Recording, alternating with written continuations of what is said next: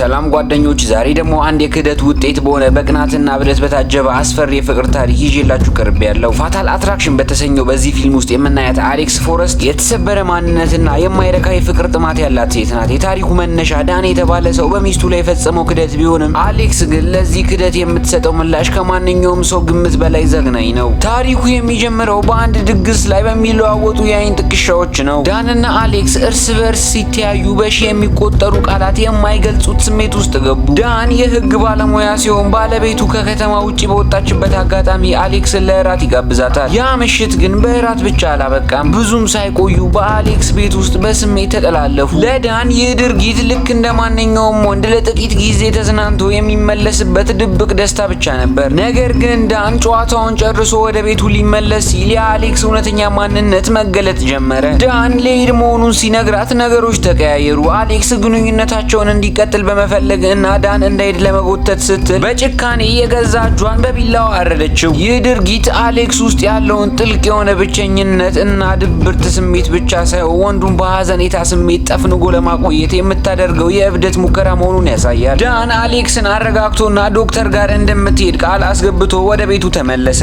እንዲያውም የፈጸመው ክህደት ለባለቤቱ ያለውን ፍቅር በውሸት ያደሰው መሰለው። ዳን ሁሉም ነገር ያበቃ መስሎት ነበር። ትምህርት እንደወሰደና ከዚህ በኋላ ታማኝ ባልና አባት እንደሚሆን አመነ። ነገር ግን ዳን ያልተረዳው ትልቅ ነገር አለ። ያነደደው እሳት ገና መለብለም መጀመሩን ነው። በማግስቱ ወደ ቢሮ ሲያመራ ግን ዳን ያልጠበቀውና ዓለሙን የሚያናጋ አንድ ነገር አጋጠመው። አሌክስ ቢሮ ድረስ መታ ይቅርታ ስትጠይቀው ዳን ሁሉም ነገር በሰላም የተቋጨ መሰለው። ነገር ግን በአፓርታማዋ ውስጥ ብቻዋን ሆና መብራቱን እያበራችና እያጠፋች ስትባክን ስናያት በውስጧ ያለው ማዕበል ገና እንዳልበረደ እንረዳለን። አሌክስ ከመተው ጋር የተያያዘ ጥልቅ ስነ ልቦናዊ ስብራት ያለባት ሴት ናት። ይህ ስብራት ደግሞ ወደ አደገኛ አባዜ ህመም ተቀይሯል። ነገሮች ይበልጥ አሳሳቢ የሆኑት አሌክስ ሌሊት 2 ሰዓት ላይ ደውላ እርጉዝ መሆኗን ስትነግረው ነው። ዳን ጽንሱ እንዲቋረጥ ቢፈልግም አሌክስ ግን ይህ ልጅ ልክ እንደ ወጥመድ ልትጠቀምበት ወሰነች። አላማዋ እናት መሆን ብቻ ሳይሆን ዳንን ለዘላለም ከእሷ ጋር ማሰር ነው። ዳን ስልኩን ቢቀይርም አሌክስ ግን በቀላሉ የምትለቅ ሴት አልሆነችም። ቤቱን ለመግዛት እንደሚፈልግ ሰው በመምሰል ቤቱ ድረስ በመሄድ የሚስቱን እጅ ጨበጠች። እዚህ ጋር አንድ ትልቅ ትዝብት ይነሳል።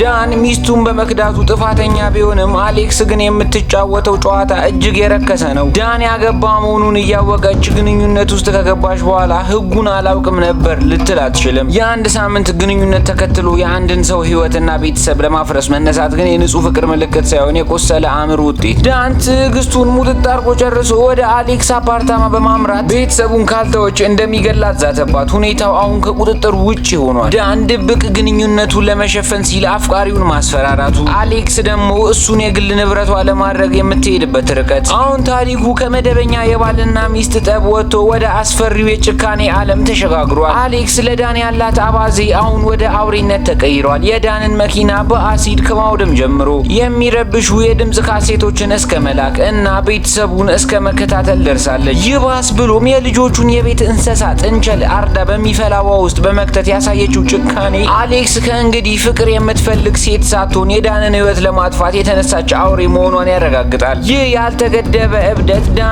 ዳንን ይበልጥ እንዲፈራና እንዲቆጣ አድርጎታል። አሌክስ የዳንን ልጅ ኤሊንን ስታግት እናቲቱ ልጇን ፍለጋ ስትጣደፍ በደረሰባት የመኪና አደጋ ወደ ኋላ ትቀራለች። እዚህ ጋር ዳንኤል ዳን የወሰደው እርምጃ ግን ሌላ ጥያቄ ያስነሳል። ልጁ በሰላም ተመልሳ እያለ ዳን ወደ አሌክስ ቤት ሄዶ ሊገድላት መሞከሩ ህጋዊም ሞራላዊም ስህተት ነበር። ፖሊሶች ሊደረግ ለሚችሉ ጥፋቶች ሰውን ማሰር ባይችሉም አሌክስ ልጅ ስታግት ግን በጥርጣሬ ሊይዟት ይችሉ ነበር። ዳንኤልም በንዴት ተውጦ ህግን በእጁ ከመያዝ ይልቅ አሌክስን ወደ አእምሮ ህክምና ተቋም እንድትገባ ማድረግ ነበረበት። አሌክስ አሁን ሙሉ ለሙሉ ከእውነታ ዓለም ተለይታለች። ዳንኤል የራሷ ባል እንደሆነና ቤዝ ሚስቱ ደግሞ የእነሱን ፍቅር ህይወት ያበላሸች ጠላት አድርጋ ማሰብ ጀምራለች። የገዛ እግሯን በቢላዋ እየቆራረጠች የምታደርገው ትግል አእምሯ ምን ያህል እንደተሰበረ ትልቅ ማሳያ ነው። በመጨረሻም በአሌክስ እና በዳን መካከል የተደረገው የሞት ፍልሚያ በአሌክስ ሞት ተጠናቀቀ። ነገር ግን የእሷ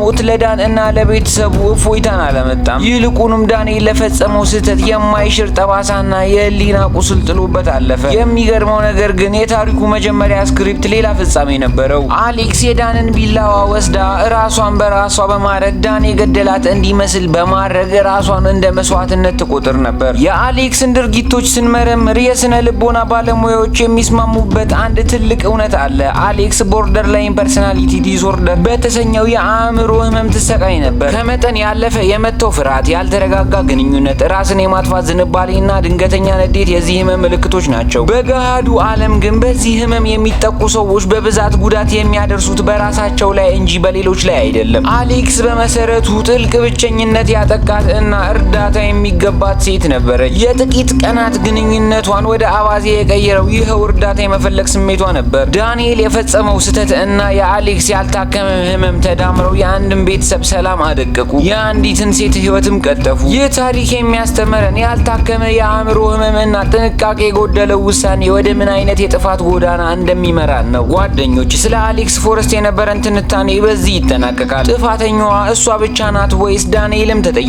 ነው? ቀጣይ ምን አይነት የፊልም ታሪክ እንዲቀርብላችሁ ትፈልጋላችሁ? ሀሳባችሁን በኮሜንት አጋሩን። እንደ ሀሳብ እቺን እንደ ማሳሰቢያ ውሰዷት። ማንኛውም አይነት የአእምሮ ጫና ወይም ራስን የመጉዳት ስሜት ካጋጠማችሁ እባካችሁን እርዳታ ጠይቁ። ሁከት እና ጥቃት መቼም ቢሆን መፍትሄ አይሆኑም። ለዛሬ የነበረን ቆይታ ይህንን ይመስላል። ቪዲዮውን ከወደዳችሁት ላይክ እና ሰብስክራይብ በማድረግ ቤተሰብ ሁኑ። በቀጣይ ቪዲዮ እስክንገናኝ ቸር ሰንብቱ። እንቁ ሪካፕ ነበርኩ።